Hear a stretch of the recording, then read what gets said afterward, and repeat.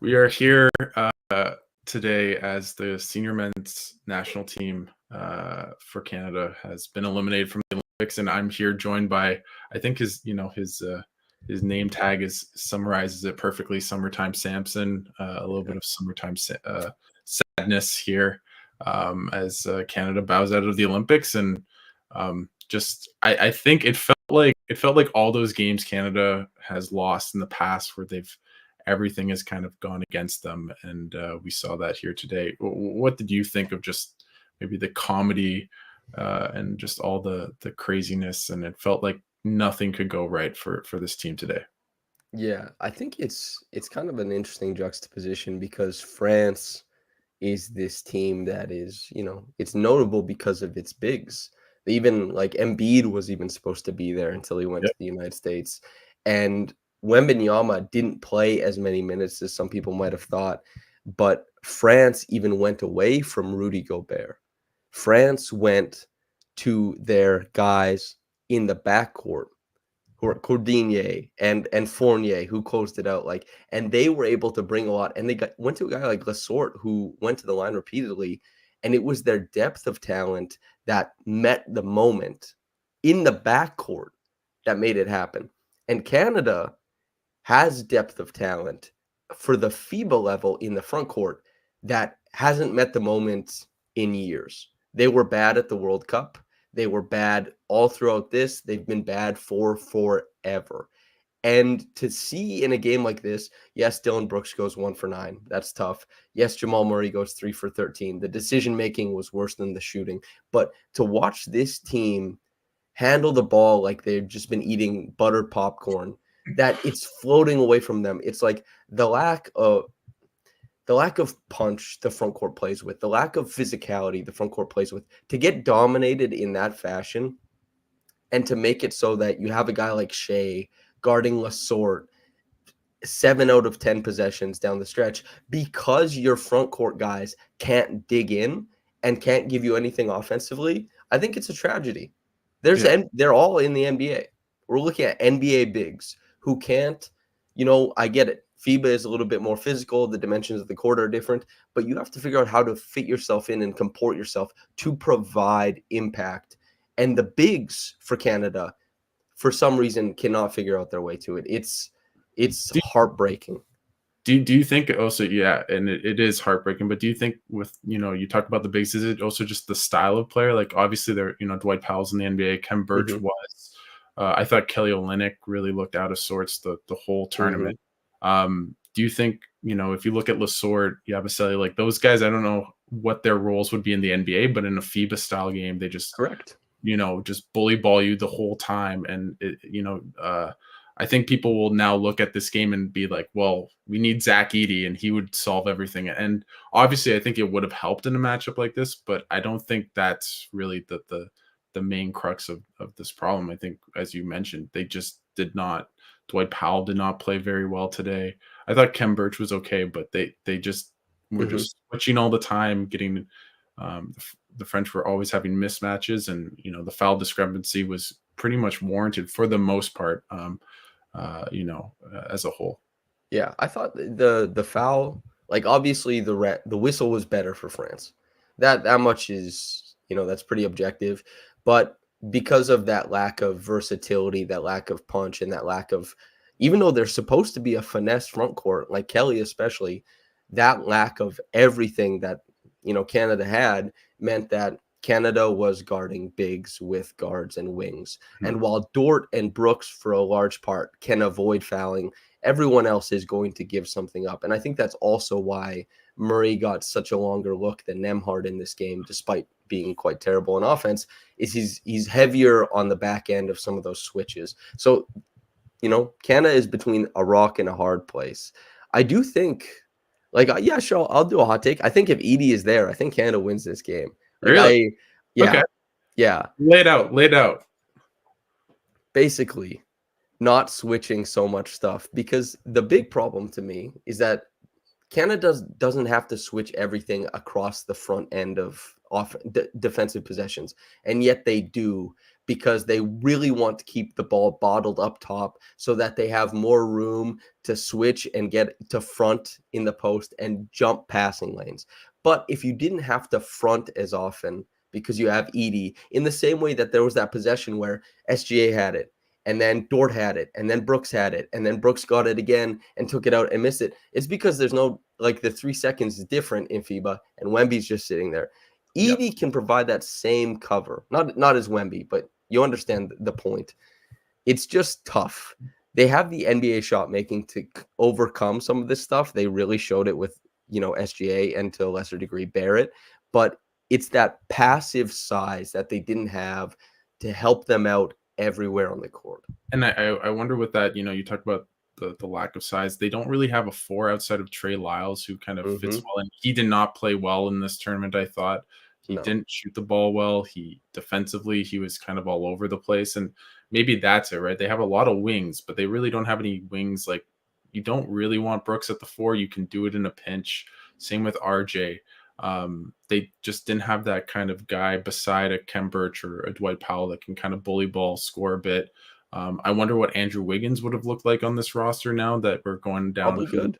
Who could have and should have been there. I think he would have fit just because he is, he's not strong, but he's super athletic. He's a bit taller, compared to especially like a Lou Dort on the perimeter. But I thought, I think we should probably have the Jamal Murray discussion because I think it's on everyone's minds. And I would say I disagree. You mentioned that you thought it made sense to play Jamal Murray the minutes ahead of Nembhard. I don't think it made sense. That's the reasoning. I assume that's what Jordy's reasoning was. I disagree with that reasoning, but I think that's it. And, a friend of the show, like Witter, has always talked about just the fact that, Jamal Murray is being incorporated into this team. And if he's not making shots, what is his use, right? And he has been a good playmaker throughout the tournament, but he just didn't make shots at any point throughout the whole tournament. And you could just see that, right? Like they ran good possessions and then he just missed, right? And sometimes it's as simple as, your best players need to make shots. And I thought Nembhard, for the most part, didn't turn the ball over. I thought defensively was better and more stout than Murray throughout the whole tournament. And I thought just him by himself or with Shea or with, lineups with RJ or Dort, Brooks, it just made more sense to then rely on Jamal Murray as much. And, if Jamal Murray shoots 6 of 13, they probably win this game or at least really close in it. And he never showed up. And it seemed like Jordy was relying on him. And I haven't looked at the plus minus, but he just throughout the whole. I think he was -7. Yeah. And that wasn't that the score difference? Well, they ended up losing by 9, but it's the free throw game towards the end, right? It's the thing is too is that Jamal is significantly weakened. This is just like Jamal is one of the best off-balance shot makers in the world and is really good operating off of Nikola Jokic to dip and dodge around him as a hub.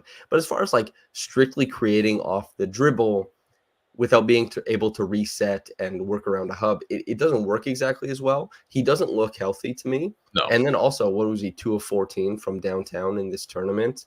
And also, as you say, like Nembhard is much stickier at the point of attack. If there's going to be a change in defensive principle, if you're going to play more lock and trail with Nembhard, you don't have to front bigs. You can actually leave a guy and drop. And that's why I thought Kem Birch had a much more successful stint, is because they played a little bit more traditional instead of fronting, switching, scramble. Like all that kind of stuff is tough to keep up with. It's why Shea missed his free throws at the end. It's why Lessort was able to go to the line like 12, 14 times in this game. Yeah. If you put Nembhard there, you might get a little bit more stickiness at the point of attack. You might be able to keep the back end of your defense out of rotation. Who knows? Obviously, Jordy made the decision not to do it. But the big problem, obviously, is that Jamal is supposed to be one of the preeminent offensive players in this tournament, in these Olympics, and he was not good. Very little ability to create. I know he has some assists, but when he, that last dribble he wasn't using. He was leaving his feet quite often. When he took the ball to get it up towards the rim, he wasn't finishing well, not going left, not going right, not with the floater going straight onto the basket, and just didn't shoot the ball well. He took an asinine shot with 17. There was like 3 minutes left in the game. 17 seconds on the shot clock. He just pulled up from 18 feet. You're 3 of 12. Leave that. Yeah. Every possession matters at this point. You can't have just like wanton shots, just wasting them all the time. It was, horrible tournament for him. Really bad final game. He doesn't look healthy, and that's a shame. But also, you have to understand your limitations and what the team requires of you. And I don't think he threaded that needle.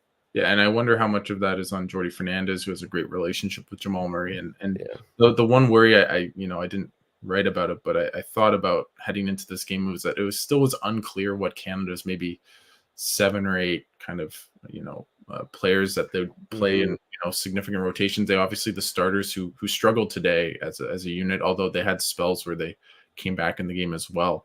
But it was like obviously Jamal Murray, Nembhard come off the bench as your first two, and then who else? Is it Trey Lyles? Is it Kem Birch? Is it obviously Kelly Olynyk?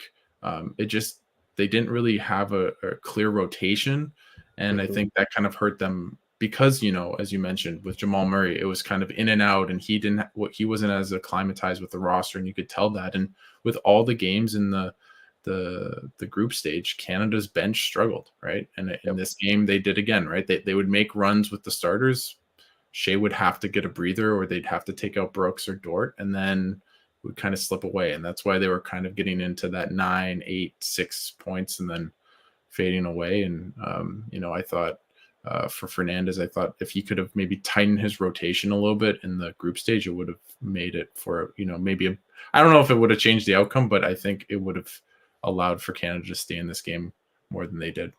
I think it all comes back to the front court for me. It's how Serbia won the World Cup last year. Being able to finish around the basket, seal, push, bump, grab balls. That's exactly what FIBA is about. And that's why Lesort was so huge in this game. That's why Yabusele was so huge in this game. And why Wembanyama was 2 for 10. Wembanyama, he loves that's why Wembanyama was so effective defensively, is gumming things up because of his length. But length doesn't allow you to grind and bump on offense. But Yabusele and Lesort were really able to. And when you look at whether it's Kelly, whether it's Dwight, whether it's Trey Lyles, and Kem Birch doesn't do this either. There's nobody you can just toss it into. They have an advantage, and they're going to clear out some space, and then they have to create a double, or they can throw it back like Lesort's the last bucket that he scored when he got doubled, passed it out. Canada's trying to reset and scramble back out to their positions. The ball goes right back in, so they have to collapse once again. It's like they didn't have anybody to provide that classic FIBA pressure on the inside of the defense. They don't have a single player. Kelly, when he was 28, was that guy, but he hasn't been for quite some time. So, Cosmo has a good question here. He says, how come Jordy didn't go to Nickeil Alexander-Walker? He was good for Canada in the World Cup. And I think it relates back to those front court shortcomings, having to be able to guard front, defend in the post, and Nickeil is a pretty slight guy. Yeah. So it's a domino effect. Yeah, exactly. And they already have a bunch of players with, obviously, if you're playing Nembhard, that kind of is another position with Shea, then where does Nickeil fit, or Jamal and Nembhard and Dort as well, who's undersized, but obviously a bulldog. But he didn't really make a lot of sense on this team, especially with the additions of Murray and Nembhard. While last year they needed Nickeil, and I didn't think he played particularly well. I think he can get very turnover prone. I love it when Nickeil is just spotting up and taking shots and then defending. But when he's trying to create, he just leaves his feet all the time and is, he can kind of read the play a little bit, but not great on ball. But I completely agree. They did, it's interesting. It felt like a FIBA team beat an NBA team tonight. Right? Yeah, well, that's the thing too. It's like when you look at Cordinier, who's able to have such a great performance in this game, and Fournier, who came on late. Some of this is in transition, but not a lot of this is live dribble creation. And why they're able to get those types of shots is because they're creating from inside out, which is what the rules and the dimensions of FIBA basketball dictates is the easiest way to create. When Shea is playing on a smaller court with more liberal defensive rules, with a France team that has some decent liberties to, Oh play my god. physical without repercussion.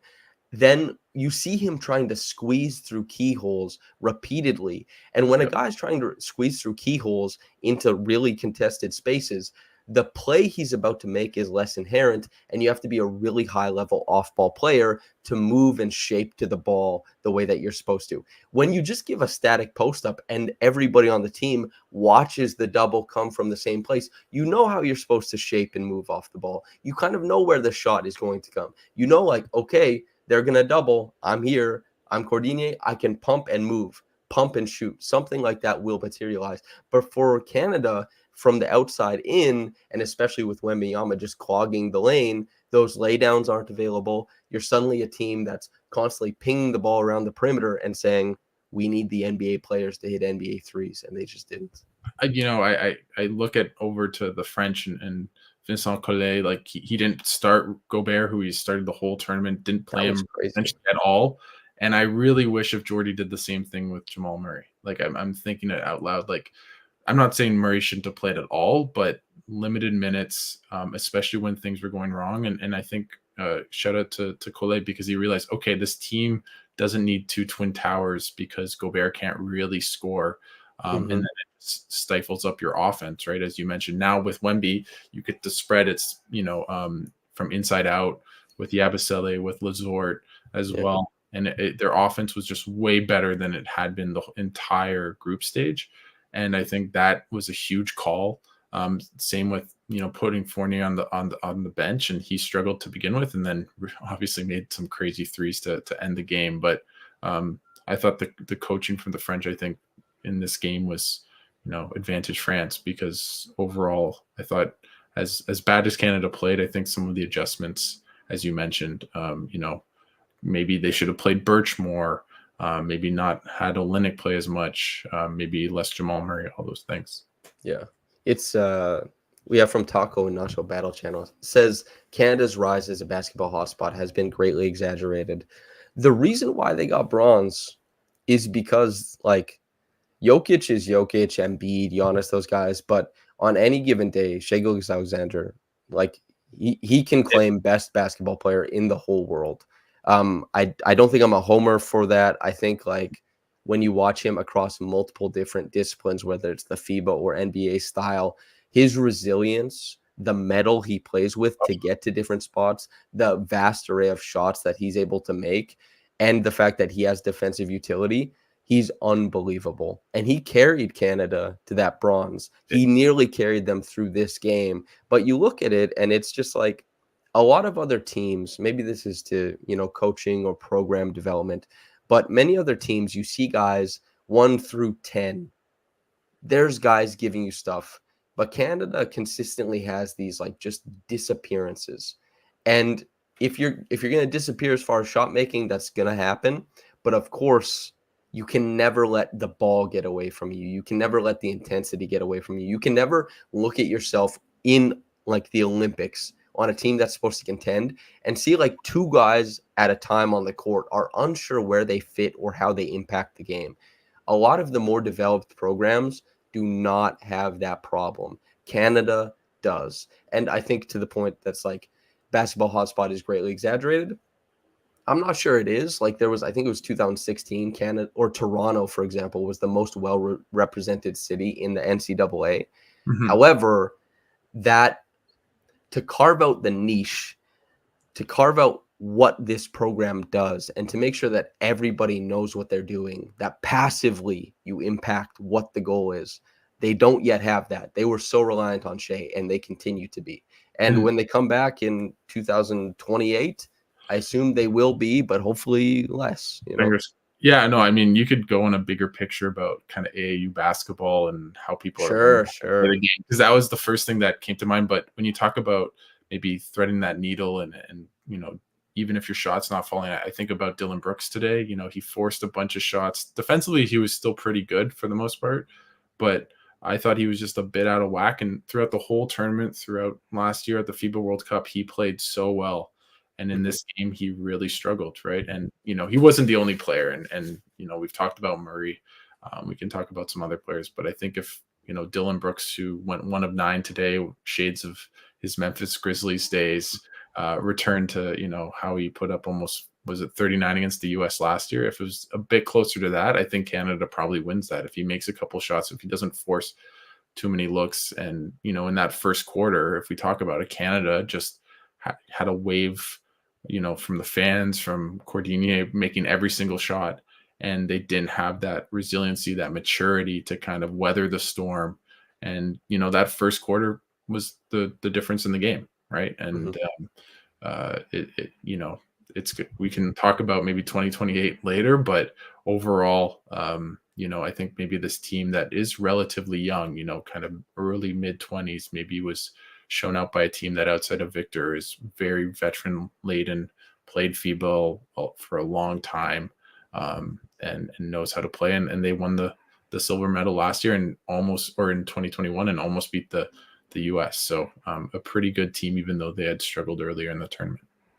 Yeah, it's we're looking at a team that has yet to shape its identity outside of like three guys. And these three guys are so good. And Brooks is actually in that. Like Brooks didn't have his good shooting day, and there were like 3 shots where I was like, damn, I don't think you should take that one. But he's a linchpin defensively, both in their switching scheme to keep pressure out front, which the ball pressure was really important in the game, and to guard at the back end. Now, I don't think Wiggins will be there for 2028. Who knows how the bigs shape up for 2028? But like Shea, RJ, and Dylan really knew exactly where they stood, and Dort came on really strong at the end of the game. But there's no getting around that deficit from 3, and there's no getting around that deficit from the free throw line. 33 of 42, by the way. 33 of 42. That's a lot of free throws, man. Oh my God. How many did Canada have? We had 25. Holy that's it. That's the game, right? Like, and I mean, they definitely forced it, but there was at least 5 or 6 times where I was like, I have no clue what the foul is. Like the Evan Fournier where he scores and then gets a charge at the same time, but the bucket counts. And I'm like, that doesn't make any sense. Maybe that's a FIBA rule that that's a very niche rule, I believe. Yeah. Anyways, but Jamal Murray at the end, right? That he throws the ball out of bounds and is clearly hacked. The level of physicality, I think Canada did not match outside of maybe Dort and Brooks. It felt like Canada, due to size, maybe intensity, just did not match the French, who just felt like the whole game on defense and offense were just ferocious and just so aggressive. And Canada really needed that. Yeah. And the difference is that like the big boys on France don't have to be like stepping and moving around the court all the time. They're not emotional. Like Yabusele is just like plugging up holes on defense. He doesn't have to be rangy. And the same thing with Lesort. It's just like put your big body there and make people have to move you. Whereas like the big bodies for Canada, which is like Brooks and Dort, they have to be rangy as well. They can't like wait in the lane and just apply pressure. And Powell, like there was that one, it was I can't remember if it was Lesort. It was in the 4th quarter where Powell was on him. Yeah. Lesort had the ball. He went to like he faked the pass out, and then Powell just tried to recover to someone else, and then Lesort just like drop stepped and made a bucket. It was like, how is this the decision making defensively? Like protect the rim. It's that whether it was Lyles and Powell, especially when you watched in this game. I thought Birch was quite good in his minutes, but like Powell and Lyles, it's just like there's no punch, there's no physicality, and it's you guys aren't the smallest guys on the floor. Like bring the ruckus. The other team has to feel you. And yeah, like I thought, as you said, Dort and Brooks will never ever lose a physicality game, and God bless them for it. And Shea is an extremely resilient offensive player when guys are hacking and pushing. And I thought he was brilliant offensively. He had at least 3 or 4 layups where he just got walloped and made it, and just did the like Michael Jordan, like, when he's on the flu game, just like come on, that's a foul. But it's interesting you talk about like the front court, just those minutes in the 3rd quarter when Kem Birch was like attacking the offensive rebound. You're like, whoa, I haven't seen this all game, and it just brought that light and that energy and just something that this team there's a lot of things to do on the court. And Birch was like, hey, I'll hand off, I'll roll, I'll get on the offensive glass, I will rotate on the back end. My presence will be known. Whereas like sometimes you see Powell and Lyle, sometimes they're just like, well, we're running a delay offense, we're running 5 out. Like I'm gonna hand the ball off and I'm gonna like pivot and sidestep over here and I'll wait and then like I'll set an off ball screen. It's just like it's so passive. So, yeah, Whereas, and back to this is the crux of everything we've been talking about with like Yabusele and Lasort is like these guys, they are forgotten by so many NBA fans. They're forgotten in like world basketball by so many people, but they come and they like their presence is understood immediately because of what they're able to tangibly do. And and credit to the guards on France to like let the ball play through that way and to work off of it and to wait for their shots to develop because it just goes back to that FIBA style versus NBA style of inside out versus outside in and the ramifications of the different dimensions of the court and play style. But it like credit to France, they played awesome. they played amazing. That crowd was just unbelievable. That it felt like a finals game, just how loud and crazy it was, and them yelling "Allez les bleus" the whole game. But maybe like bigger picture, just it really feels like they miss an opportunity here, right? As Oh good as man. Germany is, and I think that would have been a really, really tough matchup for Canada. Just not having to play the US until the finals. And I think it was S who tweeted it or someone tweeted about just like where these players are going to be in 4 years from now. Like Shea's going to be 30, Jamal Murray's going to be over 30, Dylan Brooks, even RJ and Nemhard will be in like their late 20s. Like I have no clue where this team's going to be. Will they even qualify for the Olympics? Hopefully, but it's That's a little pessimistic. I I think. no, I no. I think mean, I I think they'll be there. they Yeah. will. I'm not too worried. I'm way Yeah. more confident, but it's not going to be easy regardless. I think they might have 2 FIBA America spots with US hosting, but that's another story for another Mhm. time. But it just it felt like they had all the talent at the right age outside of maybe Murray being hobbled. Just everything had come together at the right time, and it just shades of 2000. I can't believe it's a very different team Yeah. with I Shea. I wouldn't. Edey can really change the complexion of some of this He stuff. can. He is like the perfect FIBA big if he can just be Yes. enough defensively. Well, you're big. Having a big bastard on the court, it changes things, man. It's a It, big deal. it changes everything, and the way he played for Purdue this year, and just the strides, obviously offensively, but also defensively. Like he is the perfect big, and you talk about just you don't have to move, just give the guy the ball. Everyone knows where to go. Like he's good at passing out of double teams because he's done it for 2 years or 3 years at Purdue. He would have added such an interesting element to this team. And the good thing is, he is very committed to the program. I think if he Mhm. wasn't being drafted, he would be playing for Canada at the Olympics. So that is a really nice wrinkle that they at least have someone like, Yes. one player to look up to and be like, okay, that's our starting center in 2028. It's I don't just know who. Yeah, Yeah, it's just important to have players who are better in like and Edey will play in the NBA and he'll win minutes in the NBA. I'm pretty sure of it. But to have players who like and it's the Yabusele and Lasort thing again is like these guys outplayed NBA bigs. And part of that is like the NBA bigs didn't play particularly well, but their skill set lends itself to, hey, this will work pretty well. Edey is a guy who, if they do end up coming up against a USA, if there's a great big elsewhere, like just think about Wemby, for example. Wemby, I don't know how he fills out, but in the same way that he struggled to move Dylan Brooks, there will be places on the court that he can't just like length his way to with Edey there. Of course, Wemby maybe will be the best player in the world by then. There'll be things he does, but it's just that efficiency of fitting the play style because you can't come and imprint NBA style into FIBA.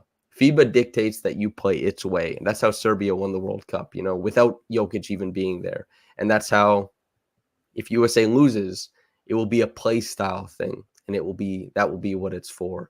And having players who can step into both worlds, like Edey and like Shea and RJ especially, I think that'll be a really strong thing for the program. and that's the interesting thing when you look about just talent wise. Is like what players are maybe better in the FIBA style, right, on this roster.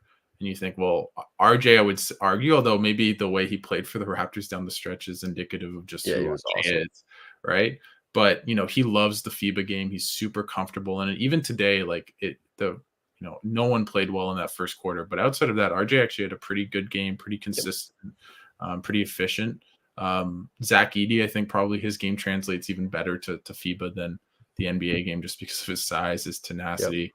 But then you look down the roster, it's like maybe I guess Dylan Brooks when he's having a good day, the way he's played for Canada. But outside of that, right, you look at Kelly Olynyk maybe 5 years ago, Nemhard, Jamal Murray probably not. Like there's a lot of guys that really play well in an NBA environment, but as you said, it doesn't translate to the FIBA Yeah. environment. And you look at the bigs like Powell and Lyles, like Powell was out of the rotation and with Dallas, but he's been a very good NBA player, but in a FIBA setting is not what you need from your big. And Trey Lyles, he's very perimeter orientated, great for Sacramento as like a 4 who can shoot a bit, play a bit of 5, but you need him to be like aggressive and in the paint, and that's just not his play style. Yeah. I think like Brooks and Dort will fit really well going into the future as well because they're so physical and they're so comfortable with physicality, which I think is the biggest just by proxy of the size of the floor. Everyone is closer together. Everything is a little bit more physical, and the refs do allow for that. And Brooks, I like maybe I'm being too soft on him because he did go 1 for 9, but I have like Oh, zero qualms with Brooks overall. He's unbelievable. He allows them to access different play styles. He'll be like a huge part of the program going forward. and I I think think he sticks around a while. and I think with his age, it's not like he's not just a high flyer. Like when he's 32, like Yeah. maybe he has a half step slower, but I think he'll be still a really really good player, really fit the FIBA style. And it feels like looking at Patty Mills earlier this morning, you can age like fine wine in the FIBA game, Yeah. and so I'm not too worried about Dylan Brooks. But I think him, Dort, SJ, RJ, those are like the faces and pillars Mhm. team, and hopefully Zach Edey in there, and there's a starting 5, and then you kind of figure it out as well. I thought Nemhard, probably didn't have a great game today, but I think he's like a very FIBA guard, like just knows where to Yep. go, can shoot, can find players. I think that game against Spain was super indicative of maybe his future with the program, and hopefully takes that next step with the team. Yeah. I would have loved to see more Nemhard than Murray, not just in this game, but I've been preaching it the whole tournament. I'll preach it till the cows come home. And that's even if Jamal is healthy, right? Because Jamal has really hot streaks, but and that's that physicality thing too, is like Nemhard is really good operating in tight spaces. And I guess, yeah, Yeah, he it's didn't have a shot today, which is like, I mean, he was mostly paired with Jamal Murray, and like all those shots were going to Jamal. All those actions were really going to Jamal. I it's just, I just wish they could go back and maybe reroute and do it a bit differently. But that's the yeah. game of basketball. This But is Sean R has a good comment talking about the Raptors are running delay. They're running through DHOs for wings and guards, some pick and roll, just like flat 1-4 stuff at the top, turning into iso ball and step backs and pull ups. Talking about the flow, and that's true. The big thing is just like digs and nexting, which a lot of the like cutting edge defensive principles that have reached the NBA started in Europe, and it's all about like keeping the ball out in front. And it was really great to see, like we talked about Dylan, when he found like when the level of the defense steps up and they want to keep you from getting downhill, RJ slid in on the baseline and Brooks made that read to him and they got a layup out of it. And there wasn't enough motion off ball from Canada in this game. There wasn't enough probing from guys like Murray. Murray would pick up the ball quickly. It's about making the defense step up, resetting, making them step up at different levels so that guys can poke holes as cutters. And Canada was fairly one note in that regard. And when you're one note, you become a jump shooting team and not a side top side wide open corner 3 jump shooting team. You become a one pass away, somewhat contested jump shooting team. And they it's have the interesting. talent to win that way, but they didn't. It's interesting you mentioned that because I thought the starters were, their offense had the most motion, and those guys played together last year, right? And you could really see, the just the chemistry that unit had together compared to when Jamal Murray was on the court, even with Andrew Nemhard, and guys don't really know where to go, don't really know what they're running. And as you said, they dribbled the ball too much. Were very stagnant offensively, and it made it really easy for France to, as you said, make Canada, make tough-ish shots. And, maybe on a different day, Canada, instead of goes, I think they were 5 of 20 from 3, but maybe they make 2 or 3 more, and then it's a close game, and then you have Shea lead you over the finish line. But overall, I think that's the difference between, you look at a Serbia, a Germany, even France today, is that they just know how to play. They know how to read and react off each other. And with this team, there's shades of it, but as a collective, I think that's the trouble, right? Unless you're the USA and you just have way too much talent for everyone else, it's hard to kind of build an identity as a team and a collectiveness on both ends of the floor. Yeah, it's hard. FIBA basketball is a grind. And if you don't play that way, and if your guys don't play that way and they have to change play style, you have to have a significant amount more talent to be reactive, because so much of FIBA basketball is proactive. It's structured, it's framework. And to see a team come in and like Shea doesn't have much framework. He has to just be one of the most talented reactive players in the world as a shot maker in different spots, as a playmaker in different spots. And everybody has to read and react. And Canada wasn't very good at it today. And Jesus, man, it's they should have medaled. They should have medaled. This is pretty crazy to lose in the quarterfinals.